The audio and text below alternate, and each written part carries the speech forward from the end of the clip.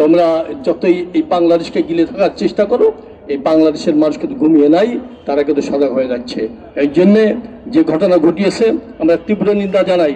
বিশেষ করে বাংলাদেশ সরকার বলতে চাই, অন্তর্বর্তীকালীন সরকার বলতে চাই, ওরা যদি আমাদের হাইকমিশনারদেরকে নিরাপত্তা দিতে ব্যর্থ হয়, আপনারা প্রত্যাহার করে নিয়ে আসুন।